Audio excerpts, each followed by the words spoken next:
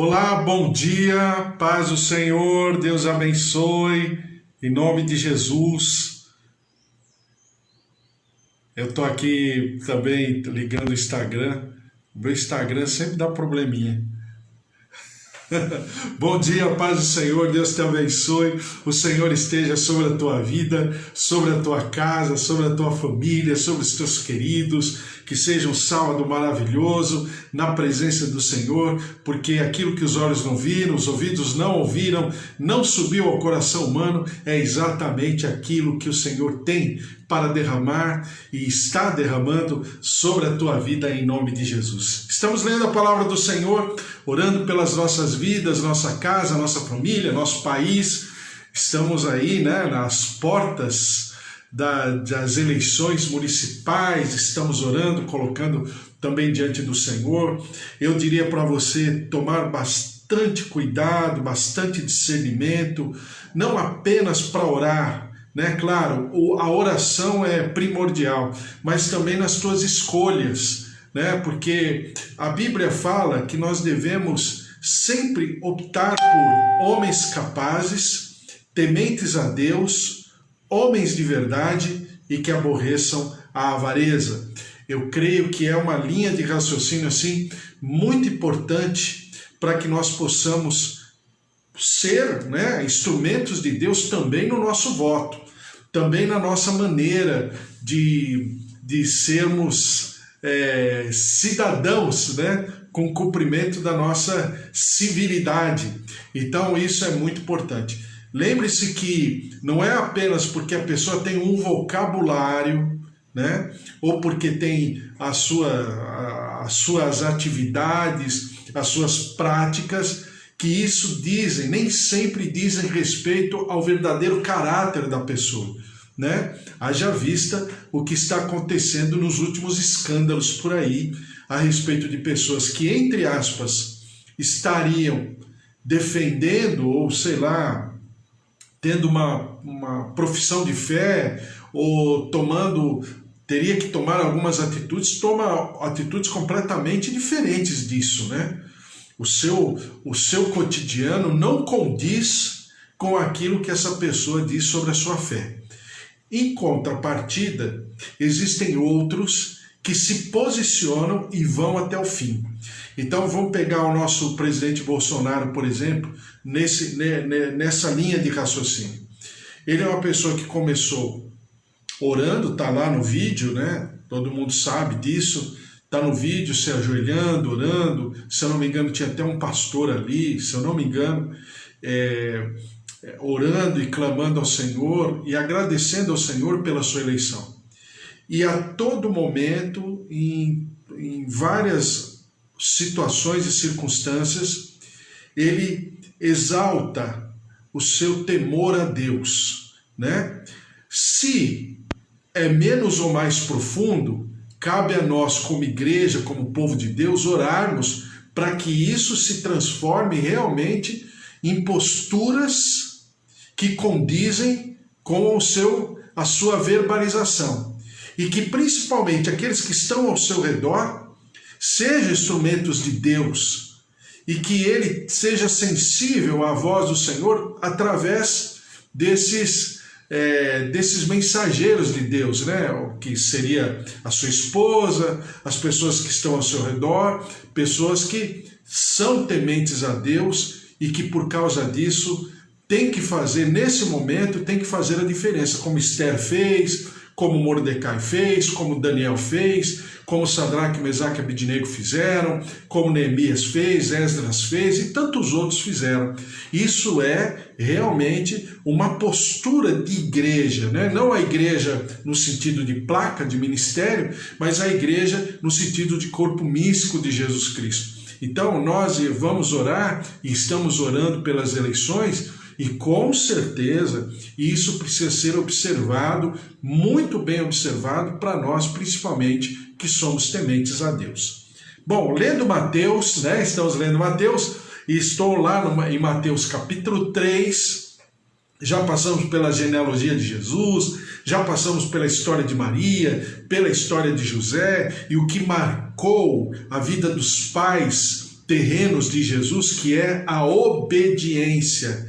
E isso fica muito forte aqui no capítulo 3, a partir do versículo 10, sobre essa marca de obediência que também Jesus não apenas absorve, mas ele desenvolve, ele carrega com ele durante todo o tempo essa marca que foi ensinada, que foi vivida, que foi expressada por Maria e por José.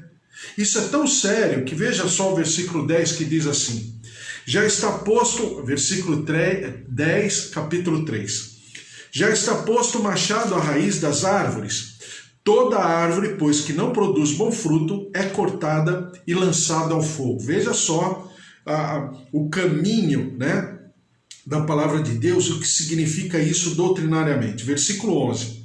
É João Batista falando: eu vos batizo com água para arrependimento, mas aquele que vem depois de mim é mais poderoso do que eu, cujas as sandálias não sou digno de levar. Ele vos batizará com o Espírito Santo e com fogo.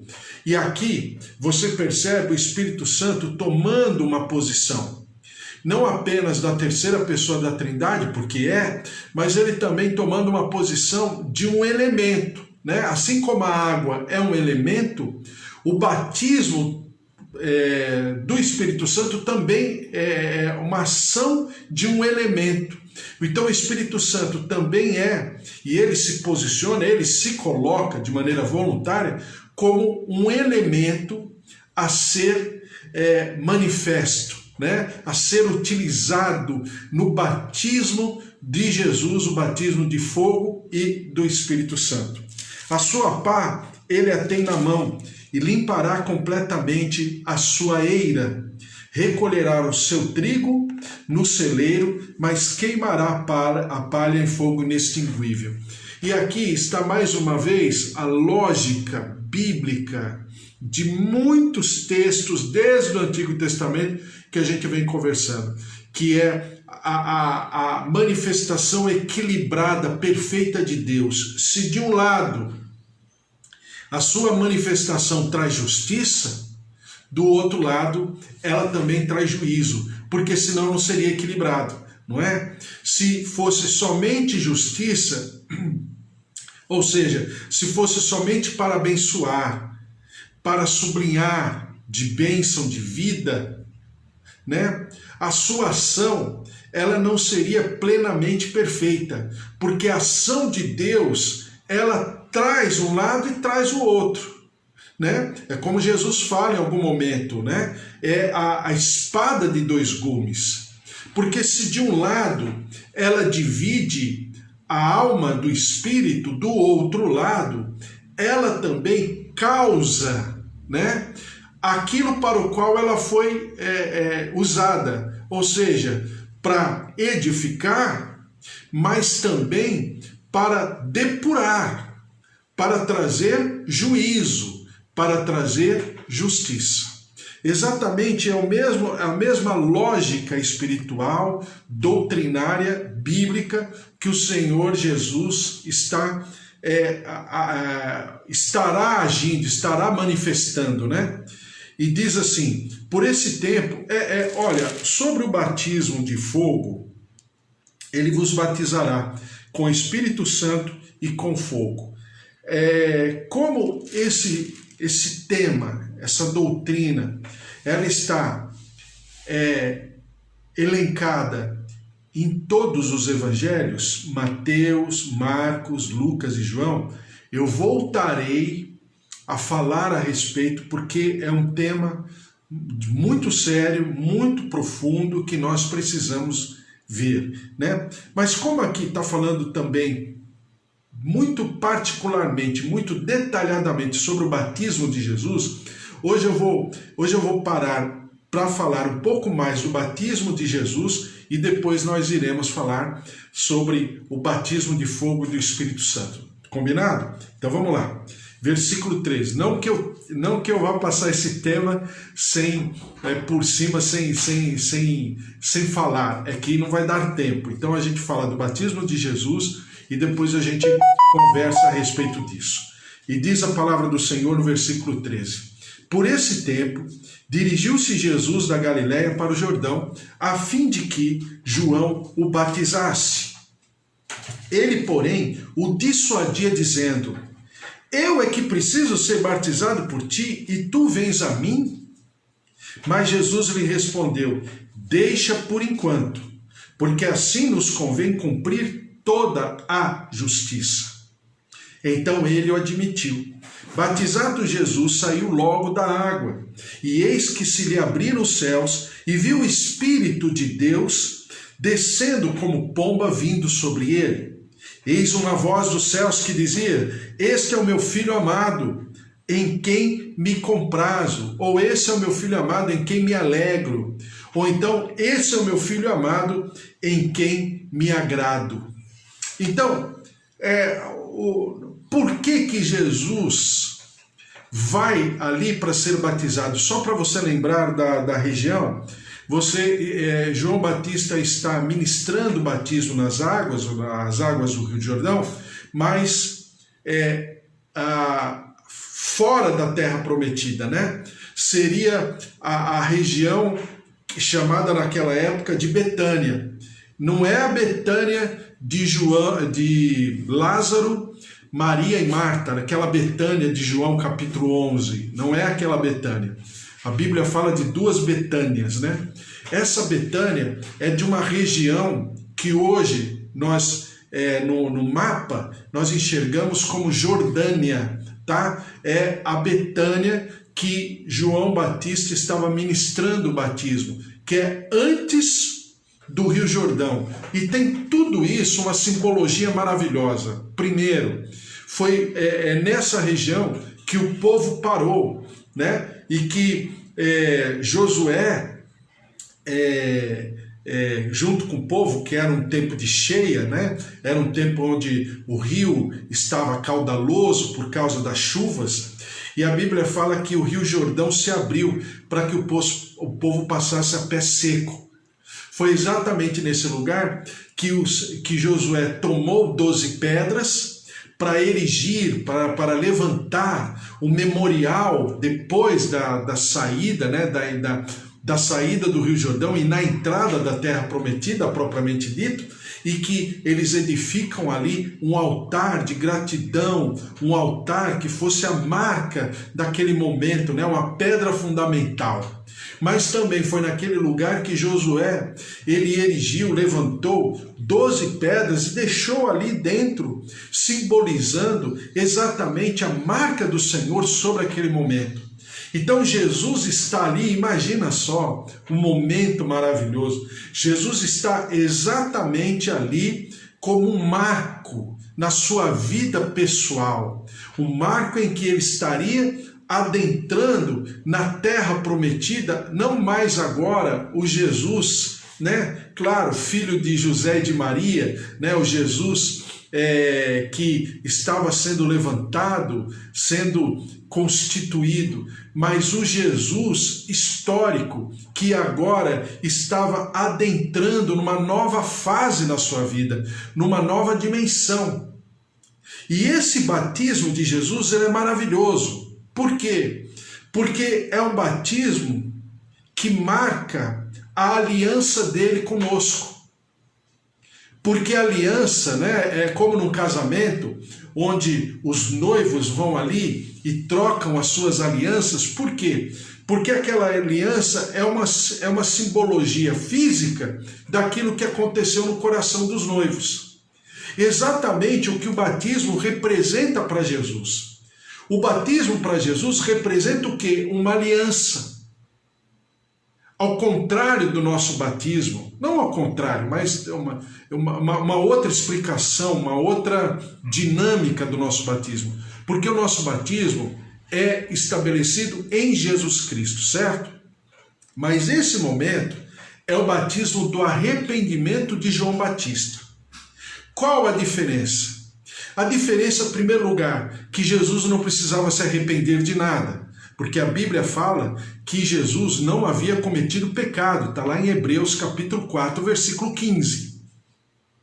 Então, se Jesus estava sem pecado, por que ele estava se batizando? Aí está a resposta de Jesus. Diz assim, assim nos convém cumprir toda a justiça. Que justiça é essa? A justiça, e agora é a diferença de juízo, né? Mas é a justiça cumprindo em obediência, porque é o batismo de obediência de Jesus. Primeiro lugar, lembra-se que eu falei para você que Maria e José marcaram Jesus, a história de Jesus com a obediência? Porque ninguém mais do que José e Maria viveu isso à flor da pele, incorporaram, né, o conceito de obediência a despeito das suas próprias vidas, colocando as suas vidas em risco todos os dias, em função de estarem com Jesus. Imagina todo mundo espiritual se movimentando para destruir Jesus, ainda no nascedouro. E mesmo assim, a obediência de Maria e José fez toda a diferença. Então eles não apenas incorporaram, mas o sentimento de justiça, e melhor dizendo, de obediência, se derramou, foi transferido para Jesus, homem, através, né, da educação que Maria e José proporcionaram a Jesus. Em segundo lugar, esse batismo é o batismo da humilhação. A gente está falando do batismo de Jesus. Por que o batismo de humilhação?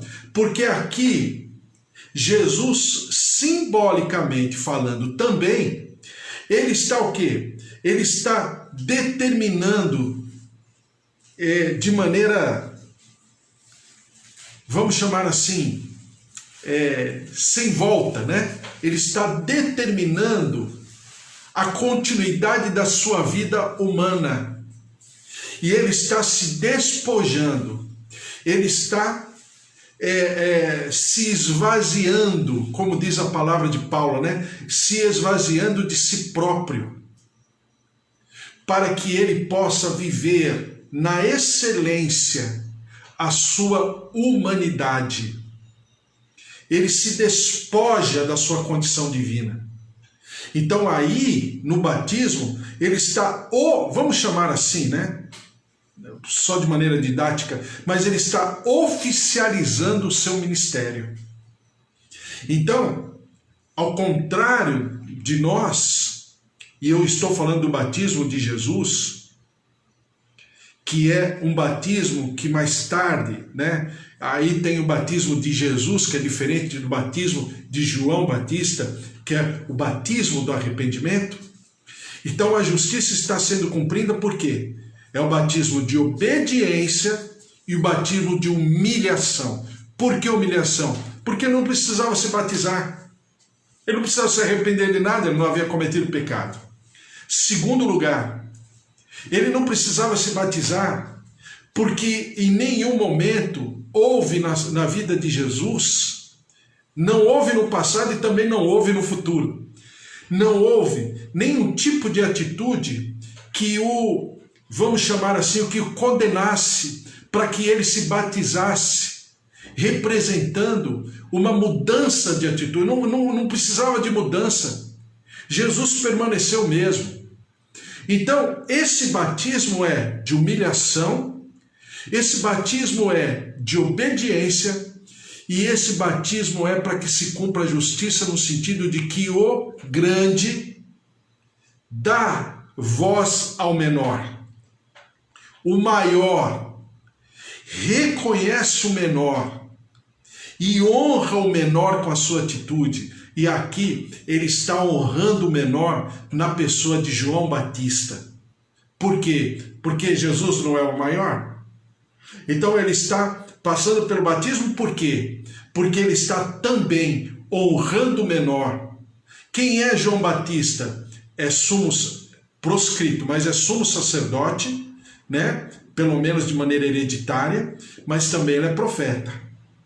E Jesus, na sua atitude, ele está reconhecendo na pessoa de João Batista o ofício sacerdotal. Agora não aquilo que Caifás faz mais tarde. Agora eu estou falando de maneira espiritual. No sentido espiritual, o ofício sacerdotal que o batiza, que o apresenta, mas também no ofício profético, como quem está passando o bastão, né? Está transferindo uma constituição, vamos chamar assim, espiritual, não obstante Jesus ser quem é, mas ele, porque Jesus se humilha na condição de homem, ele deseja ser homem, ele deseja viver na limitação de homem, ele deseja viver na validade de homem, porque ele morreu, então ele tem uma validade aqui, né? Então ele vive na validade de homem, e por causa disso, por querer ser, né, um representante finito do homem, como um filho, não que ele seja filho, mas como um filho de Adão, então ele se coloca. E o batismo de Jesus é exatamente essa marca maravilhosa, que amanhã eu falo mais a respeito, porque é muito importante a gente entender essa transição. Aqui está efetivada de maneira espiritual a transição do Antigo Testamento para o Novo Testamento, onde Jesus carrega essa condição, trazendo do Antigo e levando para o Novo uma nova aliança, uma plenitude da presença de Deus agora, ratificada em Jesus Cristo, homem, para que ele fizesse essa ponte, o único mediador entre Deus e os homens, Jesus Cristo, homem. Glória a Deus. Amanhã a gente fala mais um pouquinho, porque é maravilhosa a palavra do Senhor, todo dia aprendendo, desenvolvendo, entendendo, pensando, para que você, como ministro de Deus, para que você fale, ensine, marque as pessoas também com a palavra de Deus, que é maravilhosa, que passará céu e terra, mas a palavra do Senhor não passará, em nome de Jesus. Vamos orar? Senhor, nosso Deus, nosso Pai, nós te agradecemos pela tua palavra, por tudo aquilo que o Senhor tem feito, realizado. Ó Deus, a majestade, o teu domínio, a tua plenitude, o teu reinado, a tua eternidade, a tua onipotência, a tua onipresença. Senhor, em nome de Jesus, a tua sabedoria eterna se derramem sobre a nossa vida, a nossa casa, a nossa família, e nós possamos aprender cada dia mais, e nós possamos desenvolver esse hábito de pensar, de refletir sobre as coisas do Senhor, a tua palavra, para nós nos fortalecermos, porque nem só de pão viverá o homem, mas de toda palavra que procede da boca de Deus. E o Senhor Jesus mesmo fala que o meu alimento não é comida nem bebida, mas o meu alimento é fazer a vontade do Senhor. O que é fazer a vontade do Senhor? É viver a palavra. E que nós possamos viver a palavra à flor da nossa pele. Por isso derrama-te sobre os nossos queridos aqui, todos que estão conosco, Magda, Andréia, Walter, Josué, Joel, seus ministérios, suas vidas, a Kátia, também, ó Deus, a Eva, a Cida, o Fábio, a Márcia, o João, a Roseli, os seus queridos familiares, o Luiz Henrique. O Senhor abençoe o Vitor, Deus abençoe a Daniela, todos aqueles que estão conosco. A glória, a graça, o poder, a presença, o mover do Senhor se derramando sobre cada um de nós, nossos queridos, o Bispo Antônio, sua família. Ó Deus, consola o coração do teu servo, sua casa, pelo passamento da Dona Noêmia. Senhor, abençoa o teu servo, consola, conforta. Ó Deus, traz o teu vigor, da paz que excede o entendimento sobre a vida do teu servo, sua casa, sua família, seu irmão Mauro, seus familiares, em nome de Jesus. Tua graça, tua glória se derramando sobre os nossos idosos, nossos avós, nossos tios. Senhor, nossos pais, o marido, a esposa, os filhos, netos, sobrinhos, derrama-te, ó Deus, sobre nós. cobrindo-nos com o teu sangue, cobrindo-nos com a marca, com o mover da tua graça, da tua glória, assim como o Senhor depositou por sobre aquele povo a tua nuvem de glória. Essa nuvem de glória esteja sobre nós, nos protegendo, nos guardando, como a tua coluna de fogo esteja indo à nossa frente, nos defendendo, nos guardando, nos protegendo, nos livrando do mal. E nós daremos ao Senhor toda a honra e toda a glória. Visita-nos, Senhor, no nosso corpo, o nosso organismo. Deus de maravilha, visita ossos, articulações, musculatura, artérias, nervos, veias. Senhor, em nome de Jesus, circulação sanguínea, coração, visita os órgãos, fígado, rins, traz da tua vida, traz da tua saúde, da tua cura, do teu poder de milagres. Deus de maravilhas, toca nos olhos, toca nos ouvidos, toca, Senhor, no cérebro, toca, Senhor, em nome de Jesus, nos membros, que nós possamos viver o poder da cura e da saúde. Deus de maravilhas, Deus de poder, Deus de milagres, toca no nosso povo. Essa situação de pandemia, de infecção, tem misericórdia. Traz, Senhor, da tua resistência, da tua imunidade. Visita-nos, se não for com as tuas águas curadoras, com o teu mover de cura milagrosa, sobrenatural, seja através dos teus servos, dos instrumentos teus, profissionais de saúde, remédios, tratamentos, em nome de Jesus. Vem com a tua graça, derrama-te sobre o nosso povo, sara a nossa terra, perdoa os nossos pecados como brasileiros, perdoa as nossas transgressões como povo brasileiro, Senhor, e nós daremos ao Senhor sempre todo louvor, toda honra e toda glória. Que o teu mover de senhorio, de salvação se derrame sobre a nossa terra, mas que também a tua justiça e o teu juízo se movam em nosso favor e ao mesmo tempo para depurar. Nós repreendemos a ação desses genocidas administrativos, desses agentes públicos, governadores, prefeitos, secretários de saúde, pessoas envolvidas em situações de corrupção, que roubam o erário público, até na área da saúde, em meio à pandemia. Tem misericórdia, Senhor, traz o teu fogo santo, move-te dos céus, e nós te daremos sempre todo louvor, toda honra e toda glória, em nome de Jesus. Derrama-te, Deus, derrama-te sobre nós, traz a tua salvação, traz a tua edificação, do teu consolo, ó Deus de poder e de maravilhas, para que nós possamos viver aquilo que é bom, perfeito e agradável, e nós daremos ao Senhor sempre toda a honra e toda a glória, em nome de Jesus. Amém.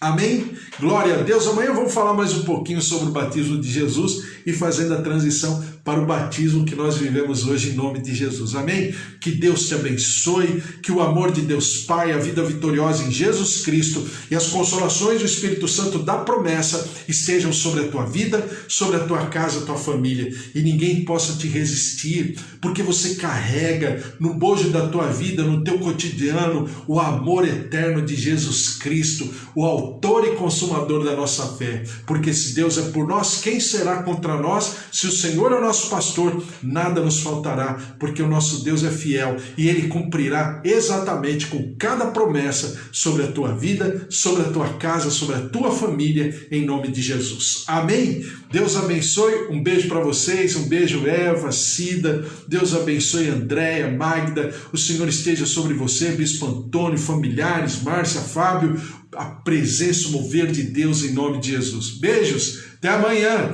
Amanhã às 10 horas, amanhã temos duas reuniões, às 10 e às 4h30. Mas amanhã às 10 horas estou te esperando. Fique na paz, até amanhã. Beijo para você, um sabadão maravilhoso, hein? Deus abençoe.